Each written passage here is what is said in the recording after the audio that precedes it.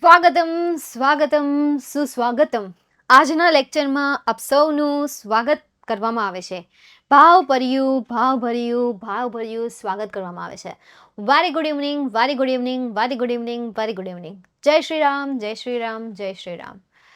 ચાલો, great evening, great evening, great evening. Hello hello.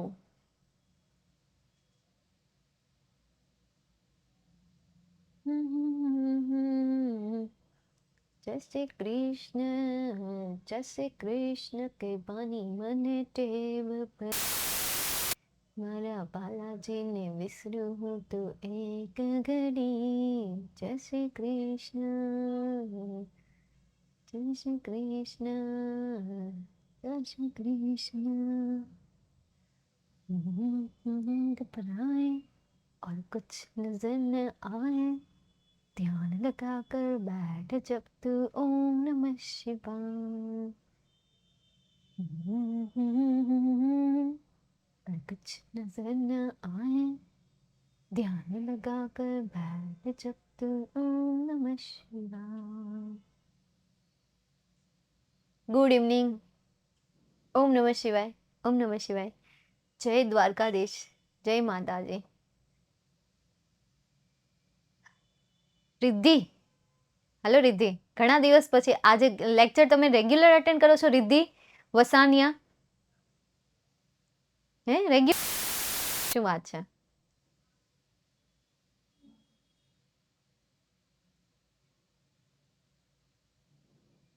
બધા અમારે જેમ બોલતા ન હોય, ના ન હોય. એ તો બહુ ડાઈ હતી. હા, કેટલી રિદ્ધિઓ હતી ત્યારે આપણે 11મા ધોરણમાં? કેટલી રિદ્ધિઓ હતી? 3-4 તો હતી જ તેને ને? 3 હતી કે 4 હતી? 2 નહોતી પ્રેમ, 3 હશે. 3 તો હશે જ તે.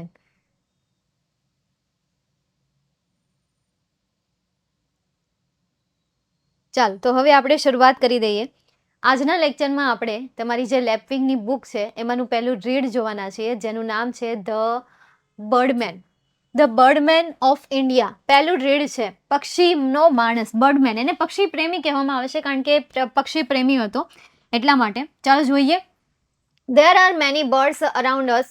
જેમ મેં તમને કાલે કહ્યું એમ આજે આ ચેપ્ટરની એટલું પૂરું થશે એટલું હું કરી, બાકીનું તમારે જાતે કરવાનું રહેશે. There are many birds around us, whether it is city or a village. ત્યાં આપણી આજુબાજુ ઘણા બધા પક્ષીઓ છે, એ ચાહે શહેર હોય કે ગામ. Most of us like watching colorful birds. આપણામાંના ઘણાને કલરિંગ પક્ષીઓ જોવા ગમે છે. However, there was a man who was so involved in the study that he was nicknamed the Birdman of India. છતાં પણ ત્યાં એક માણસ છે કે જે આના અભ્યાસમાં ખૂબ જ પોતાની જાતને સમાવિષ્ટ કરતો હતો અને તેને નિકનેમથી બોલાવવામાં આવતા હતા અને એ નામ શું હતું? The birdman of India. એક માણસ છે કે એ માણસ આ પક્ષીઓના અભ્યાસમાં પોતાની જાતને સંપૂર્ણ રીતે ઇન્વોલ્વ કરી દેતો હતો, તેથી એમથી બોલાવતા હતા the birdman of India. The name doctor Salim Mizuddin Abdul Ali is synonyms with birds. હવે એ વ્યક્તિનું સાચું નામ શું હતું? ડોક્ટર સલીમ મોઇઝુદ્દીન અબ્દુલ અલી. આ એનું આખું નામ હતું કે જેનું સમાનાર્થી નામ હતું વિથ બર્ડ્સ, એટલે કે પક્ષીઓ સાથે તેનું સમાનાર્થી નામ છે. He made birds a serious pursuit when it used to be mere fun for the most. હવે તેણે પક્ષીઓનો એક ગંભીર પ્રયાસ શરૂ કર્યો. પરસ્યુટ મતલબ શું થશે? કંઈક કરવાનો પ્રયાસ. તેણે પક્ષીઓ માટે કંઈક ગંભીર પ્રયાસો શરૂ કર્યા જ્યારે તે મેર ફન ફોર ધ ફર્સ્ટ, એટલે કે જ્યારે તે આવો ભાગ્ય એવી રમૂજ, મેર ફન કરતા, જ્યારે ભાગ્ય એવી રમૂજ કરતા આ પક્ષીઓની બાબતને એ કેવી રીતે લેતા હતા? સિરિયસતાથી લેતા હતા, ગંભીરતાથી લેતા હતા. એ પક્ષીઓની દરેક બાબતોને કેવી રીતે લેતા હતા? ગંભીરતાથી લેતા હતા. જોઈએ હવે આપણે આગળ. Orphaned at a very young age Salim Ali was brought up by his maternal uncle. Orphaned મતલબ કે અનાથ થઈ ગયો હતો. વેરી યંગ એજ, ખૂબ જ નાના હતા ત્યારે તે અનાથ થઈ ગયા હતા. Salim Ali brought up by his maternal uncle, તેના જે સાવકા કાકા તો નહીં, સોરી, મેટર્નલ મતલબ કે મામા, તેનો ઉછેર તેના મામા સાથે થયો હતો. મેટર્નલ અંકલ એટલે શું થશે? મામા. અને પેટર્નલ અંકલ એટલે કે કાકા. મેટર્નલ અંકલ એટલે કે મમ્મી સાઈડથી જે કાકા હોય કે જેને મામા કહેવામાં આવે છે, એણે એનો ઉછેર કર્યો હતો. As a child Salim was given an expensive air gun as a present. જ્યારે તે નાનો, સલીમને એક કિંમતી હવાઈ બંદૂક આપવામાં આવી હતી. એક્સપેન્સિવ એટલે શું થશે? કિંમતી અથવા તો મોંઘી, કે જેને બીજા શબ્દમાં પ્રિશિયસ કહેવાય છે. જે ભેટમાં, પ્રેઝન્ટ એટલે શું થશે? ભેટમાં, કે જેને સમાનાર્થીમાં ગિફ્ટ કહેવાશે. તો એને એક ભેટ અપાઈ હતી હવાઈ બંદૂકની. Spent all his time shooting sparrows around the house. Spent એટલે કે પસાર કરતો, કે જેના માટે સિમિલર મિનિંગ લઈ શકો, ટાઈમ પાસ અથવા તો પાસ. ઓલ હિઝ ટાઈમ, તેનો સંપૂર્ણ સમય ચકલીઓનો શિકાર કરવામાં, તેને શૂટ કરવામાં પસંદ કરતો, કે જે તેની ઘરની આજુબાજુ હતી. One day he noticed that one of the sparrows he had shot at had a yellow throat. એક દિવસ તેણે નોટિસ કર્યું કે સ્પેરો જે છે, ચકલી જે છે, એણે જે શૂટ કરી હતી એનું જે ગળું હતું એ કેવું હતું? થ્રોટ એટલે શું થશે? ગળું થશે. એનું જે ગળું હતું એ કેવું હતું? પીળાશ પડતું. couldn't hold his curiosity. તે તેની ઉત્સુકતાને સહન ન કરી શક્યો. ક્યુરિયોસિટી એટલે શું થશે? ઉત્સુકતા. એની જે ઉત્સુકતા હતી એ ઉત્સુકતાને એ ઝઘડી ન શક્યો, એટલે એ પહોંચ્યો તેના મામાની પાસે. એપ્રોચ એટલે કે પહોંચ્યો.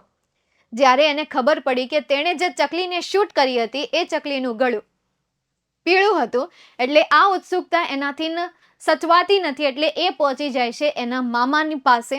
એના મામાની પાસે પહોંચી જાય છે. His uncle, who was equally clueless, took him to the Bombay Natural History Society in the hope of finding an answer.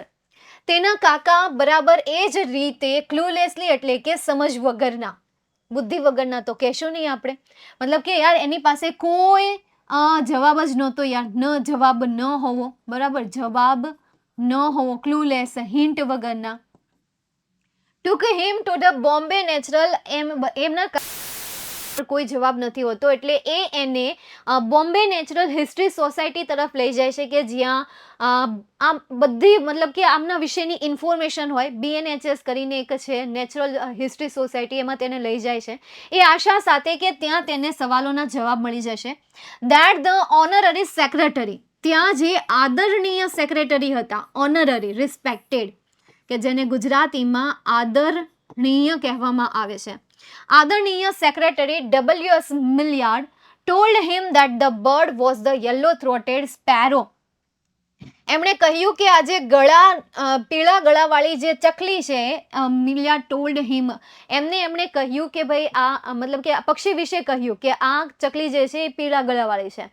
મિલિયાર્ડ also told him about the variety of sparrow. હવે મિલિયાર્ડને એ બાબત જણાવવામાં આવી. જો અહીંયા told him, MS મિલિયાર્ડ told him, તેમને જણાવવામાં આવી પીળું ગળું છે, એટલે મિલિયાર્ડે પણ શું કહ્યું? કહી દીધું કે ભાઈ પક્ષીઓની, ચકલીઓની કેટલીક વિવિધતા હોય છે. વેરાયટી એટલે શું થશે? વિવિધતા થશે. That day Salim decided that he was going to be an ornithologist.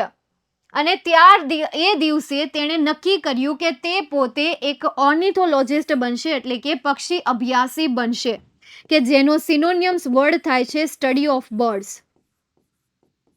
તો જે શબ્દના મને યાદ આવતા જશે કે આ એમના સિમિલર મિનિંગ છે, તો એ સિમિલર મિનિંગને સાથે સાથે સમજતા પણ જાશો. સમજાય છે? તો આ થઈ ગયું તમારું સેકન્ડ પેરેગ્રાફ. એના પછીનો આગળ જોઈએ. No one would have imagined that the bird shooter would become a bird lover. કોઈએ પણ એવી કલ્પના નહોતી કરી કે આ જે પક્ષીઓનો શિકાર કરે છે એ એક દિવસ પક્ષી પ્રેમી બનશે. કોઈએ પણ એવી કલ્પના નહોતી કરી. પક્ષીઓનો શિકાર કરે છે એ પક્ષી પ્રેમી બનશે.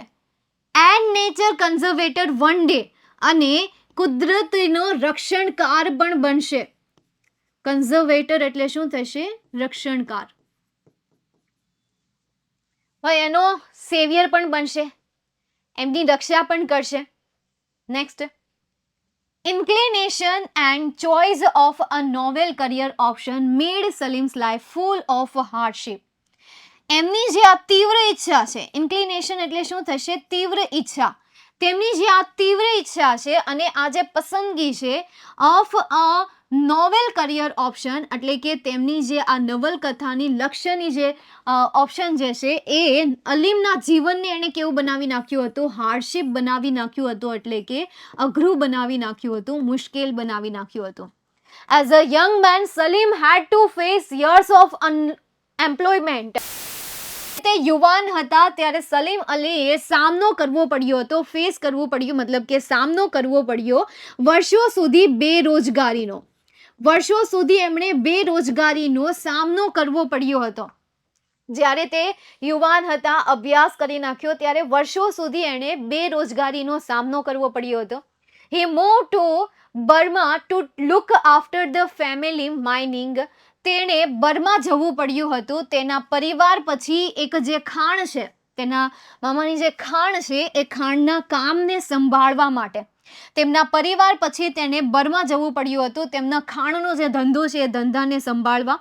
એન્ડ ટિમ્બર બિઝનેસ એટલે કે લાકડાના ધંધાને અને ખાણના ધંધાને સંભાળવા માટે તેને બર્મા જવું પડ્યું હતું. It was a rewarding experience for the naturalist as there were endless opportunities for exploring the forest of Burma. Rewarding experience એટલે કે તે એક ભેટપૂર્વ અનુભવ હતો. રિવાર્ડિંગ એટલે શું થશે? ભેટપૂર્વ અનુભવ હતો ફોર ધ નેચરલિસ્ટ એટલે કે જે કુદરતી પ્રેમી છે એ કુદરતી પ્રેમીઓ માટે બર્માનો જે એક્સપિરિયન્સ છે એ ભેટપૂર્વ અનુભવ હતો કે જ્યાં એન્ડલેસ ઓપોર્ચ્યુનિટી એટલે કે ક્યારેય ખતમ ન થાય એવી, કે જેને આપણે કહી શકીએ શાશ્વત એવી તક હતી ફોર એક્સપ્લોરિંગ એટલે કે નિહાળવા માટેની. એક્સપ્લોરિંગ કરવું એટલે શું થશે? નિહાળવું થશે. એક્સપ્લોર કરવું અથવા તો ફરવું થશે.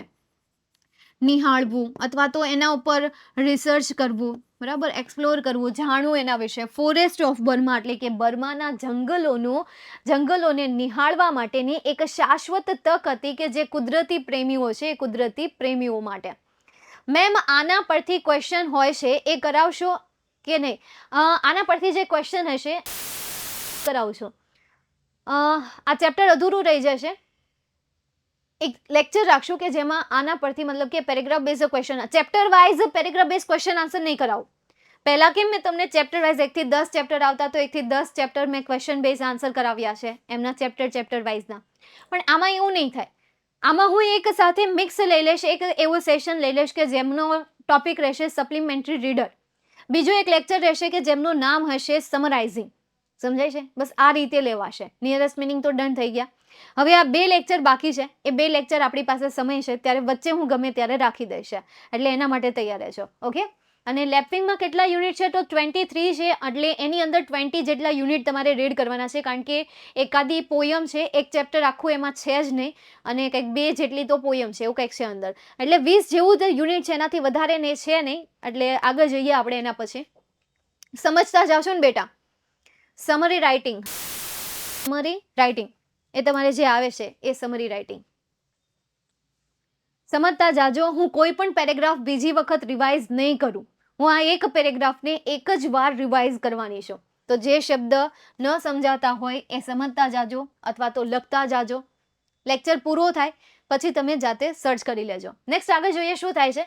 After returning to India, Salim tried to get a job as an ornithologist with the Geological Survey of India.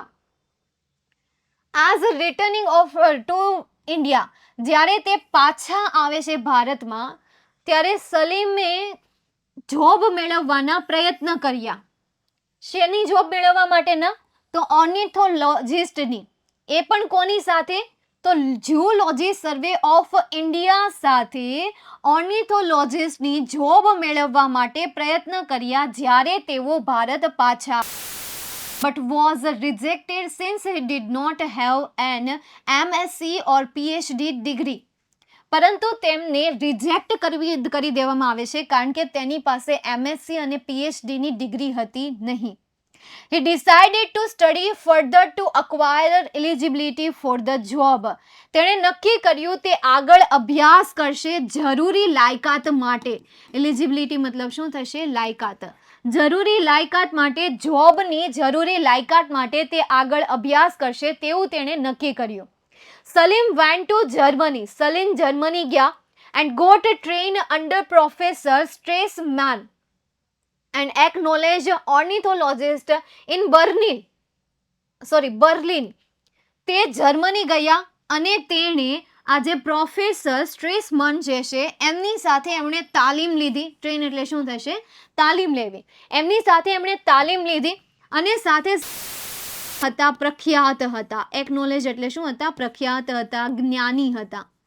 જ્ઞાની ઓર્નિથોલોજિસ્ટ હતા ઇન બર્લિન, એટલે કે બર્લિનમાં જ્ઞાની એવા પક્ષીશાસ્ત્રી પ્રોફેસર સ્ટ્રેસમેનના અંડરમાં તેમણે આ અભ્યાસ કમ્પ્લીટ કર્યો જર્મનીમાં. નેક્સ્ટ એના પછી આગળ, however when he came back to India, છતાં પણ જ્યારે તે ભારત પાછા આવ્યા, he found out that there was still hardly any opportunity in his professions. જ્યારે તે ભારત પાછા આવ્યા ત્યારે તેને ફરીથી એવું જાણવા મળ્યું કે ત્યાં માંડ મળે એવી તકો છે તેને લાયક, તેના આ હોદ્દાને લાયક માંડ ઓપોર્ચ્યુનિટી મળે એવા ચાન્સીસ છે એવું એને જાણવા મળ્યું. have given up in disgust. ભાઈ કેટલાક બીજું જો કોઈ માણસ હોત ને તો એ આવી ડિસ્ગસ્ટમાં, બરાબર, ડિસ્ગસ્ટ મતલબ કે યાર અણગમામાં, ભાઈ એ આવા જે મતલબ કે આમાં જે મતલબ દોડધામ ભરેલું છે, હેક્ટિક છે, આ હેક્ટિકમાં કોઈ પણ હાર માની જાય, બટ નોટ સલીમ. પરંતુ સલીમે હાર ન માની. He decided to create an opportunity. તેણે નક્કી કર્યું તે એક એવી તક ઊભી કરશે. He went to the Bombay Natural History Society and offered his free services for conducting regional ornithologist survey. તે બોમ્બે નેચરલ સોસાયટીમાં જાય છે, હિસ્ટ્રી સોસાયટીમાં, અને ત્યાં તેને ઓફર કરે છે એક ફ્રી સર્વિસ. શેના માટેની free service? For conducting regional ornithologist survey. Conducting એટલે કે ક્રિએટ કરવું, એટલે કે ધાર્મિક, પક્ષીશાસ્ત્રી, સર્વે એટલે કે એમની જાણકારી, કે એમણે એની ફ્રી જાણકારી આપવાનું શરૂઆત કર્યું. મતલબ કે યાર ભાષણ આપવાનું શરૂઆત કર્યું એણે. BNHS જે હતું એમને એ ત્યાં જાય છે અને ત્યાંના જે સ્ટુડન્ટ હોય, ત્યાંના જે પણ હોય છે, એમને ઓફર કરે છે કે તે આ ઓર્નિથોલોજિસ્ટની જે જાણકારી છે એ જાણકારી ફ્રીમાં આપશે. Says Salim Ali, it is a seldom one gets an opportunity in life to do what one wants to do. It is seldom one gets. એટલે કે યાર ભાગ્ય કોઈક એવી વ્યક્તિ હોય કે જે આ તક, તેના જીવનમાં જે આ તક આવેલી હોય ને એ તકને મેળવી શકે છે કે જે ખરેખર ઈચ્છતા હોય છે. સલીમ અલી શું કહે છે કે ભાગ્ય એવી કોઈ એવી વ્યક્તિ હોય છે કે જે તેમની લાઈફમાં જે તક હોય છે એ તકને એ મેળવી શકતા હોય, કે જે એ ઈચ્છતા હોય, એવી કોઈ વ્યક્તિ હોય. I think the best result are those when you are doing something worthwhile which you enjoy doing without the motivation of material reward. I think મને એવું લાગે છે કે એક શ્રેષ્ઠ પરિણામ આર ધોઝ એટલે કે તેમાં છે, શ્રેષ્ઠ પરિણામ તેમાં છે જ્યારે યુ આર ડુઈંગ સમથિંગ, તમે કંઈક કરી રહ્યા છો, વિચ કે જેમાં યુ એન્જોય ડુઈંગ, તમે એને કરવામાં આનંદ માણી રહ્યા છો, વિધાઉટ ધ મોટિવેશન વગર, ઓફ મટીરિયલ રિવાર્ડ, કોઈ પણ પ્રકારના સામગ્રીની ભેટના મોટિવેશન વગર તમે જે કાર્ય કરવામાં આનંદ માણી રહ્યા છો અને તમે એને કરી રહ્યા છો, તો એ એક બેસ્ટ પરિણામ હોઈ શકે. ઇન શોર્ટ આ લાઈનમાં તમને શું કહેવા માંગે છે કે બેસ્ટ પરિણામ કોને કહેવાય? જ્યારે તમે કોઈ કાર્ય કરી રહ્યા છો અને એ આનંદ લઈ રહ્યા છો વિધાઉટ એની રિવાર્ડના મોટિવેશન વગર, મતલબ કે ભેટના મોટિવેશન વગર તમે એમાં કાર્ય કરી રહ્યા છો, તો એને શું કહેવાય છે? બેસ્ટ રિઝલ્ટ કહેવાય છે. બધાના અલગ અલગ પોઈન્ટ ઓફ વ્યૂ હોય, બધાના સેમ તો હોવાના નથી. આમનું કેવું શું છે સલીમ અલીનું, કે એ પોતે અત્યારે એવું કાર્ય કરી રહ્યા છે કે જેમાં એને ભેટ ન મળે ને તો પણ ચાલશે, તો પણ એને હાલશે. એટલે એ એવું કહે છે કે તમે એવું કામ કરો છો અને એ કામના બદલામાં વધારે પડતા કોઈ મોટા ઇનામની એક્સપેક્ટેશન રાખીને નથી બેઠા, તો I think A best result છે. અને આ સાચી વાત છે, પરંતુ એમાં રહેવું બહુ અઘરી વાત છે. આજનો જે કોમ્પિટિશન ડે ચાલી રહ્યો છે, એ જ ચાલી રહ્યો છે, મોડર્ન એજ ચાલી રહ્યું છે, એ સો કોલ્ડ મોડર્ન એજમાં ખરેખર એ રીતે એ થિંકિંગ પોઈન્ટથી, એ થોટની સાથે મે બી આગળ નહીં જઈ શકાય. એટલે લાઈક સંદીપ સર. હા, ચાલો નેક્સ્ટ. તો આવું કંઈક કહે છે. એના પછી it was his sincerity that won him many awards. ભાઈ એ તો એની પ્રામાણિકતા હતી કે એણે ઘણા બધા એવોર્ડ્સ જીત્યા છે, એન્ડ મેડલ્સ પણ જીત્યા છે from all over the world, including the Padmashri and Padma Vibhushan. એટલે કે તેણે વિશ્વમાં ઘણા બધા મેડલ અને ઘણા બધા એવોર્ડ જીત્યા છે, કે જેમાં પદ્મશ્રી અને પદ્મભૂષણનો પણ પદ્મવિભૂષણ, સોરી, પદ્મશ્રી, પદ્મભૂષણ, પદ્મવિભૂષણ, હજી એક છે આઈ ડોન્ટ નો, બટ એમાંથી એણે પદ્મશ્રી અને પદ્મવિભૂષણ નામનો એવોર્ડ જીત્યો. આ એવોર્ડમાં કોઈ મિની ન હોય.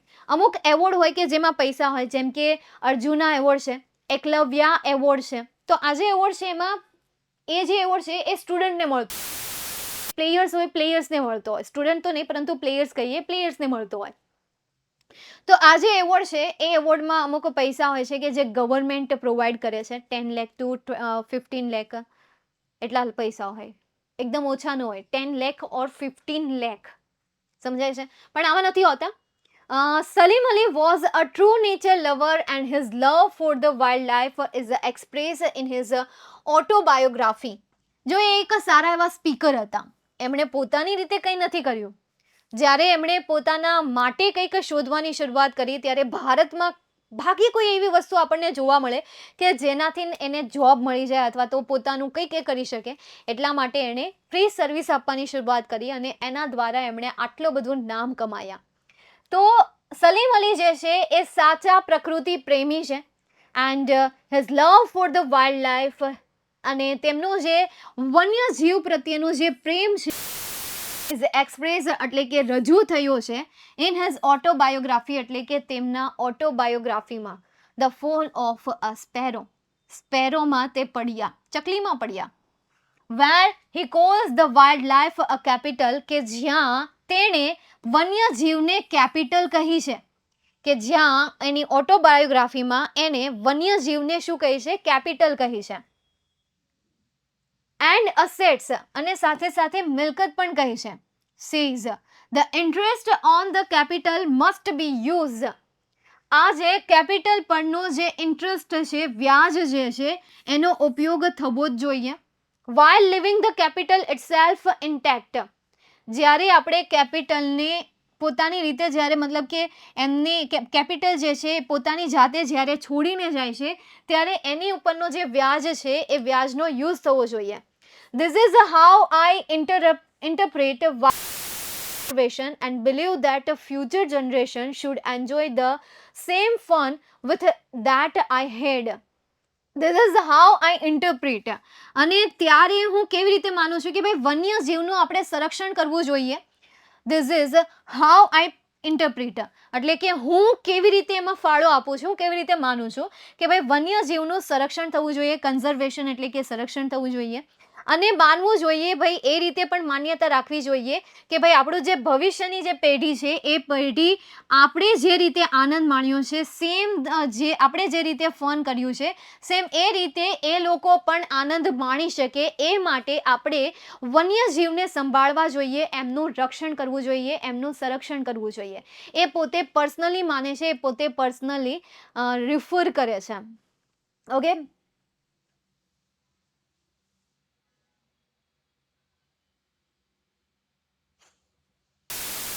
યુટ્યુબમાં વિડીયો જોતા હોય એવું ફીલ થાય છે. હા, વાતો કરીએ ને તો એવું ફીલ ન થાય. ભણાવવું હોય ને ત્યારે ચૂપચાપ સાંભળો. એ સ્ટોરી કેટલી મજેદાર છે. તમે સ્ટોરી સાંભળો. સ્ટોરી એટલી મસ્ત છે ને કે બીજું કાંઈ તમારે કોમેન્ટની જરૂર જ નથી. જરા કંઈ જરૂર નથી. કમેન્ટ ગઈ તેલ પીવા. હે કંઈ સમજાય તો ને તો સમજો. સમજાય નહીં, સમજવું પડે. અને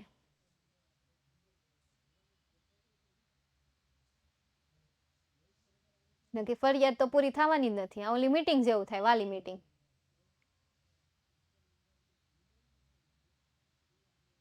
તું ઈ કર તો તું ઓનલી ઇંગ્લિશ વર્ડ લર્ન કર ને, બીજું હું.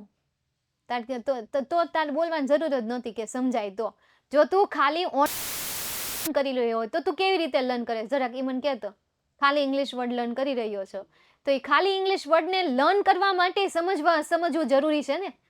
તો કાં તો તારું પહેલું વાક્ય ખોટું છે, કાં તો તારું બીજું વાક્ય ખોટું છે. હવે સિલેક્ટ કરી એની વન.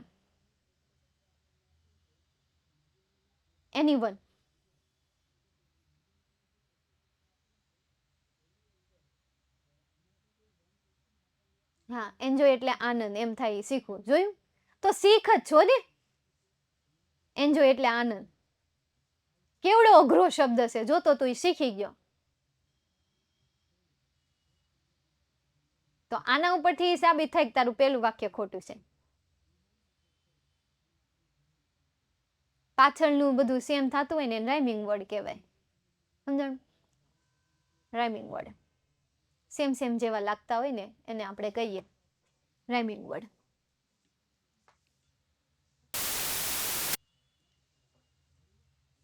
तेरी खुद अर्जी ना धूप मिले ना छाँव कैसे तेरी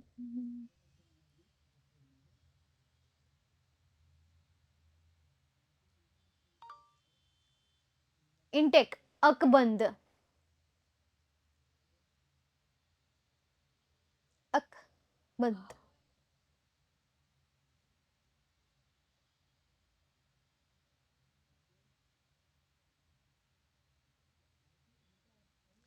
પાછળનો ઉચ્ચાર સરખો હોય. નિધિ ઉચ્ચાર સરખો હોય. સમજાણું? ફોર એક્ઝામ્પલ ધ્રુવી અને પૂર્વી જોયું છે ને હોશિયાર. બસ એ સમજાઈ ગયું. ચાલ નેક્સ્ટ આગળ. એના પછી આગળ જોઈએ. The Birdman is survived by his book on birds that a small group of people used to and endure for the conservation of the wildlife. Birdman is a survive. હવે આજે છે ને એ સર્વાઈવ થયું મતલબ કે આ ટકી રહેવું. બાય હિઝ બુક એટલે કે તેની બુક દ્વારા. ઓન બર્ડ્સ એટલે કે પક્ષીઓ પર લખાયેલી જે તેની બુક હતી ને એ બુક દ્વારા તે હજી પણ સર્વાઈવ એટલે કે ટકી રહ્યો હતો એના દ્વારા. એવું જ હોય. ગાંધી બાપુ કેમ સ્વતંત્રતાને મારે ટકી રહ્યા હતા. હવે ધીરે ધીરે એની બધી મતલબ કે વાતો બહાર આવી છે એટલે હવે કદાચ ગાંધી બાપુ ટકે કે ન ટકે આગળ ખબર નહીં, પણ આપણે તો ટકી રહી. 12માં ટકી નહીં રહેવું પડે. તો એ ટકી રહેવા માટે આપણે અત્યારે સમજવી. તો ટકલાવ અહીંયા ધ્યાન આપો. તો પક્ષીઓ પર જે એમની બુક લખેલી હતી એમના દ્વારા આજે પક્ષી માણસ જે છે એ કેવા થયા? ટકી રહ્યા. That a small group of people used to enjoy birding. અને નાના સ્મોલ ગ્રુપ એટલે પીપલ એટલે કે લોકોનું જે નાનું ઝુંડ છે ને એ ઝુંડ ટુ એન્જોય એટલે કે આનંદ માણી રહ્યું છે પક્ષીઓનું. એન્ડ એન્ડ્યોવર બોલે તો પ્રયાસ, બોલે તો ટ્રાય, પ્રયત્ન કરી રહ્યું છે. For the conservation of wild life અને સાથે સાથે આ વન્યજીવોનું રક્ષણ કરવાના પ્રયત્નો પણ કરી રહ્યા છે. Doctor Ali is no more but his legacy lives on. Doctor Ali જે છે એ હવે વધારે જીવિત રહ્યા નથી પરંતુ તેનો જે પ્રભાવ છે ને એ પ્રભાવ હજુ પણ છે. તો આવું કંઈક કરીને જવાનું છે. બરાબર છે. ગુજરાતનું નામ આમે રોશન થયેલું રહેશે અને આગળ પણ થશે જ. મેં તો એવી એક રીલ્સ પણ જોઈ છે, જો કે હવે રીલ્સના ચક્કરમાં લોકો એટલી ઇન્ફોર્મેશન સર્ચ કરી રહ્યા છે, ઇન્ફોર્મેશન સાચી અને કઈ ઇન્ફોર્મેશન ખોટી ખબર જ નથી પડતી. આગળ જઈએ, મારે હવે એની વાત નથી કરવી, તો આની મારે વાત કરવી છે.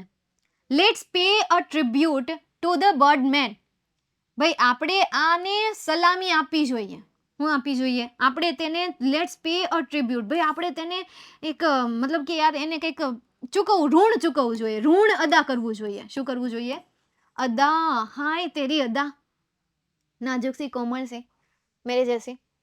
તો એમ કહે છે કે આપણે તેની અદા કરવી જોઈએ, પણ હું ઋણ, આપણે ઋણ અદા કરવું જોઈએ. By learning to identify a few birds around us. આપણી આજુબાજુ જે થોડા ઘણા પક્ષીઓ છે ને એમના વિશે શીખીને આપણે તેના માટે ઋણ અદા કરવું જોઈએ, ઋણ ચૂકવવું જોઈએ. એ ઋણ ચૂકવવાની પ્રયત્ન કરે છે.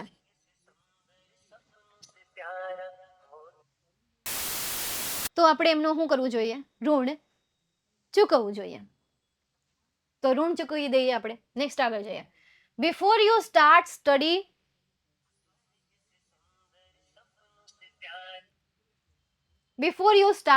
Study the names of different body parts of bird given in the picture.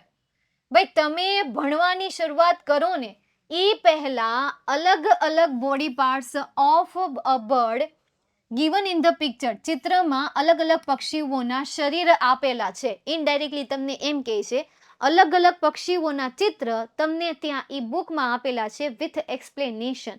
અહીંયા આપ્યા છે. તમે એ શીખવાની શરૂઆત કરો ને એ પહેલા તમને એમાં આપેલા છે. મચ્છર છે હાડું ક્યાંનું બેડમેનસ કરે છે. ક્યાં ગયું? હા તો ગયું ત્યાં, જ્યાં ગયું હોય ત્યાં. મતલબ શું કહે છે? ભાઈ તમે એના નામોનું શરૂઆત કરો એ પહેલા તમને અહીંયા કેટલાક પક્ષીઓના શરીર સાથેના ફૂટાઓ તમને અહીંયા આપેલા છે. હવે હું ખાલી માથે આપી દેવાના હોય? આખું શરીર જપાય ને પક્ષીઓનું, એટલું બધું મોટું તો હોય નહીં કે અડધું ખાલી આપી દો એમ. પણ અહીંયા તમને નહીં દેખાય. એ મેં કાઢી નાખ્યું. મારી પીપીટી બનાવી હતી ને એટલે. It will help you understand the description as well as will enable you to describe birds. એ તમને મદદ કરશે વર્ણનને સમજવા. ડિસ્ક્રિપ્શન એટલે શું થશે? વર્ણન. અન્ડરસ્ટેન્ડ એટલે કે સમજવામાં. તે તમને વર્ણન સમજવામાં મદદ કરશે અને સાથે સાથે એ પક્ષીઓના વર્ણનને યોગ્યતા ધરાવ મતલબ કે યોગ્ય બનાવશે. એને પાછું તમે સાથે સાથે વધારે રીતે યોગ્ય કરી શકશો એમ. યોગ્યતા સાથે તમે સમજી શકશો. If following are the description of some common birds around us. જો તમે નીચે આપેલા કેટલાક કોમન પક્ષીઓ છે એમનું વર્ણનનું અનુસરણ કરશો ને, મતલબ કે એનું અનુસરણ કરો એમ, તમે અનુસરણ કરો એમ કે છે. ફોલોવિંગ એટલે શું થાય? અનુસરણ કરવું. તો નીચે આપેલું છે ને એનું અનુસરણ કરો, પણ નીચે જે કમેન્ટ આપે છે ને એનું અનુસરણ નહીં કરવાનું. ત્યાં પાસે સ્પેશિયલ ટેગ કરીને કે હે @ ખાલી જગ્યા હે માથું મારું, ત્યાં એને @ ટેગ કરીને કહેવાનું છે હું એમ. ત્યાં ઓલીને એમ કહેવાનું @ હા હે હા ન્યા @ હું હેશટેગ વાપરો ને આ ટેગ તમારા માટે જ બન્યા છે. નહીં કોમેન્ટ બોક્સ એટલે જ આપીશ. વાપરો, મોજ કરો. ન્યા ટેગ કરે છે, અહીંયા ટેગ કરો. તો ટેગ કરો ફીચર્સને, ટ્રાય કરો નોટિસ કરવાની તેઓને, અને તમે એના પછી જુઓ when you C them next એટલે કે એક પછી એક જુઓ ને તો એના દરેકે દરેક પોઈન્ટને તમે જોતા જાઓ એમ, સમજતા જાઓ. હવે આના પછી તમને નામ આપેલા છે જેમ કે અહીંયા white breasted Kingfisher, white breasted Kingfisher કે જેને મેના કહેવામાં આવે છે. મેના તો નથી કહેવાતું, કંઈક કહેવાય છે તમારી ગુજરાતી ભાષામાં. ખરેખર વ્હાઇટ બ્રેસ્ટેડ કિંગફિશર. रुक जा रे ओ बंदिया ये रात जरा सी है तेरे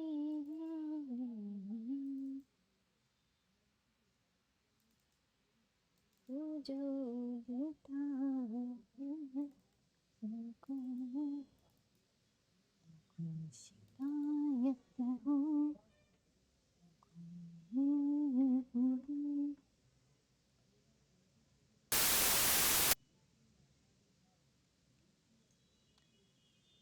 નથી, એને એવું જ નામ આપ્યું છે, એવું જ નામ છે. ચાલો, તો white vested Kingfisher one type of bird કે જેમની સાઇઝ મેના અને જે કબૂતર છે એ કબૂતરની વચ્ચેની સાઇઝ છે, બિટવીન વચ્ચેની સાઇઝ અંદાજે 28 centimetre. White throat, centre of breast, એમનો ગળો સફેદ છે, છાતીનો જે વચ્ચેનો ભાગ છે બ્રાઉન હેડ, તેનો બ્રાઉન મતલબ કે યાર કથ્થઈ કલરનું એનું માથું છે. મોસ્ટ ઓફ અંડર પાર્ટ, અને મોટા ભાગના અંદરના ભાગો જે છે એ બ્રાઉન કલરના છે. Seen at pond, puddles, rainfilled ditches, in inundated paddy fields and near seashore. ભાઈ તે ક્યાં જોવા મળે છે? તળાવમાં જોવા મળે છે, ખાબોચિયામાં જોવા મળે છે. બીજું તમે પડલ્સ એટલે શું કહી શકો? ખાબોચિયા કહી શકો. કેવું હોય તો નહીં, ખાબોચિયા જ કહો ને. શું કહેવાનું છે તમારે? એને ખાબોચિયા કહેવાનું છે. કે જે ખાબોચિયા છે, ખાબોચિયા વરસાદના પાણીથી ભરેલા જે ભાગો છે, વરસાદના પાણીથી ભરેલા જે ખાડાઓ છે, ડીચીસ એટલે શું થશે? ખાડો. વરસાદથી ભરાયેલો જે ખાડો છે એ ખાડામાં. બીજું ઇનઅનડેટેડ પેડી ફિલ્ડ્સ, પેડી એટલે ડાંગર, એવું જ થાય ને, પેડી એટલે ડાંગરના જે ખેતરો છે ને એ ડાંગરના ખેતરોમાં પણ એ શું થાય છે? મળી આવે છે. ડાંગરના ખેતરો નિયર સીશોર, દરિયા કિનારાએ જે ડાંગરના ખેતરો છે, ડાંગરના ખેતરો કે જેનો પાક પણ હજી લણાયો નથી, એવા ડાંગરના ખેતરો વરસાદના ખાડામાં, ખાબોચિયામાં અને તળાવમાં જોવા મળે છે. ફૂડ શું છે? તો તે માછલી ખાય છે. શું ખાય છે? માછલી ખાય છે. ટેડપોલ્સ એટલે કે નાના દેડકાઓ, દેડકાના જે બચ્ચા હોય ને એ નાના દેડકા, દેડકાના બચ્ચા ખાય, માછલી ખાય, દેડકાના બચ્ચા ખાય, નાના દેડકા ખાય. લિઝાર્ડ ગરોળીને ખાય. ગ્રાસ હોપર, ગ્રાસ હોપર ગુજરાતીમાં તમે તેને તીતી ઘોડો કહો છો. શું કહો છો? તીતી ઘોડો કહો છો. તો આ તીતી ઘોડો એન્ડ અધર ઇન્સેક્ટ્સ એટલે કે બીજા જીવજંતુઓને. એમની નેસ્ટિંગ સિઝન કઈ કઈ છે? તો માર્ચથી લઈને જુલાઈ એ એમની નેસ્ટિંગ સિઝન છે. માર્ચથી લઈને જુલાઈ સુધીની જે છે એ એમની નેસ્ટિંગ સિઝન છે. ઓકે, હા, ઈ એવું ખાય, બરાબર, આવું આવું ખાય, ઈ એવું એવું જ ખાય. ઈ પણ મારે નહીં, સમજાણ તમને. નેસ્ટિંગ એટલે શું થાય? માળો. નેસ્ટિંગ મતલબ કે માળો બનાવવાની ઋતુ. એ માળો આમાં બનાવે માર્ચથી લઈને જુલાઈ. એટલે પક્ષીઓના માળા બનાવવાની ઋતુ જે છે ને એ ફિક્સ હોય. અમુક પક્ષીઓની ફિક્સ હોય ને અમુક પક્ષીઓની ફિક્સ ન હોય, બરાબર. હવે એના પછી એક છેલ્લું જોવાશે એ આપણે જોઈ લઈએ. બીજું છે એનું નામ એવું છે ઇન્ડિયન રોબિન. શું છે? Indian Robin. અને એનું કદ કેટલું છે? ચકલી જેટલું છે, 19 centimetre. A black bird with a white patch on wings. હવે એ જે છે કાળું પક્ષી છે અને સફેદ પાંખોની જોડ સાથે, સફેદ પાંખોની જોડ સાથે કાળા રંગનું પક્ષી છે. મતલબ કે પાંખો યાર સફેદ જેવી હશે, મોઢું કંઈક કાળા જેવું હશે. રેડિશ વેન્ટ, બીજું આપણે કહીએ રેડિશ વેન્ટ, લાલ કલરની જાળી જેવું, લાલ કલરની જાળી જેવું પડતું હોય. Indian Robin. જોવા દો તો આપણે અહીંયા સર્ચ કરશું ને રોબિન હુડ. ઇન્ડિયન રોબિન, પાછળ લખું બર્ડ્સ, એટલે ભૂલથી નહીં કોઈ માણસ નો આવે, સમજાણું?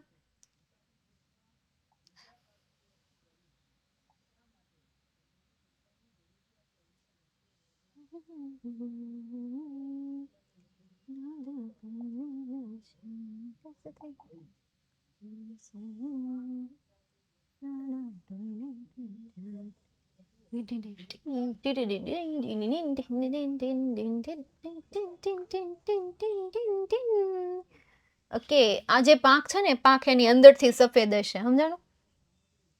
અંદરથી સફેદ, અંદર તડકો ન પડે, અહીંયા બહાર તડકો લાગતો એટલે કાળું થઈ જાય, એટલે આને ઇન્ડિયન રોબિન બર્ડ્સ કહેવાય, Indian robin birds. This is your Indian robin birds. બસ આવું જ દેખાય. લ્યો, મને તેમ કે કેટલું કોઈ જ એવું દેખાય સાતો. મેલ હેઝ વ્હાઇટ શોલ્ડર્સ. હવે જે મેલ પક્ષી હોય ને એને સફેદ ખંભા હોય. કેવા ખંભા હોય? સફેદ ખંભા હોય. And black under parts. અને જે નીચેનો ભાગ હોય ને એ કાળો હોય છે. નીચેનો ભાગ કાળો હોય છે. ફૂડ શું ખાય? તો જીવડા ખાય. ધેર એગ્સ એટલે કે તેમના ઈંડા ખાય. જીવડાના ઈંડા હોય ને, જીવડાના ઈંડા, એમના ઈંડા ખાય. વોર્મ્સ એટલે કે કીડા. શું થાય? કીડા. કીડા મકોડા કયો ને, એમાં વોર્મ્સ એટલે શું થાય? કીડા થાય. પછી સ્પાઈડર્સ. સ્પાઈડર એટલે કરોળિયા. હવે ઈ માળો ક્યારે બનાવે? એપ્રિલથી લઈને જૂનમાં શું કરે છે? ઈ માળો બનાવે છે. હજી એક પક્ષી વિશે લઈ લઈએ. બીજું જે પક્ષી છે અને એ પક્ષીનું નામ અહીંયા છે લોરા. એમની સાઈઝ પણ કોના જેવી છે? ચકલી જેવી છે. કાળા કલરનું છે, પીળા કલરનું પક્ષી વિથ 2 વ્હાઇટ વિંગ બાર્સ. બે સાથે male and female are better differentiated by a black tail. હવે આ જે માર નહીં, નર અને માદા જે છે એ માદાને આપણે તેમની કાળી પૂંછડી દ્વારા ડિફરન્શિએટ કરી શકીએ છીએ, એટલે અલગ પાડી શકીએ છીએ. Crown and mantle of breeding males vary from an uniformly black to black mixed with much yellow on mantle. મતલબ અજાણતાથી કાળા અને ભૂખરા રંગના પક્ષીનો ઉછેર જુદી રીતે કરાય છે. કંઈક એવું કહેવા માંગે છે. ફરી એક વખત, કાળી પૂંછડી દ્વારા નર અને માદાને વધુ સારી રીતે આપણે સમજી શકીએ છીએ, અને અજાણતાથી જે કાળા કલરના જે મેલ પક્ષી હોય છે, vary from uniformly black to black mix, એટલે કે આ જે ભૂખરા રંગના પક્ષીઓ છે એમનો ઉછેર કઈ રીતે કરાય છે? જુદી રીતે કરાય છે. Crown and mantle of breeding. Breeding એટલે શું થશે? ઉછેર. બ્રીડિંગ, ઉછેર કરવો. મેલ્સ તો from uniformly black to black. આ કાળા જે પક્ષીઓ છે ને, જેનો ગણવેશ જ કાળો પહેરો છે, યુનિફોર્મ કાળો છે, એમનો ઉછેર કઈ રીતે થાય છે? અલગ રીતે થાય છે. નેક્સ્ટ એના પછી એ શું ખાય છે? ઇન્સેક્ટ, જીવજંતુઓ. ધેર એગ્સ, એના જે ઈંડા હોય એના ઈંડાને એ ખાય છે. બરાબર. બીજું આપણે કહી શકીએ લાર્વિયા, એટલે કે તેમનો, બહુ કર્યો આને તો કોલ, વધારે પડતો કોલ થઈ ગયો. તો અહીંયા લાર્વિયા એટલે શું થશે? ઈયળ થશે. બરાબર. તો અહીંયા તમને નવા નવા શબ્દ મળે છે, જેમ કે લાર્વિયા, ઈયળ. એના પછી તમને અહીંયા વોર્મ્સ મળ્યા, કીડા. એના પછી આગળ તમે અહીંયા ક્યાંક જોયું, ક્યાં ગયું? લીડ પોલ્સ, કે જેને તમે નાના દેડકા પણ કહી શકો. શું કહી શકાય? નાના દેડકા પણ કહી શકાય.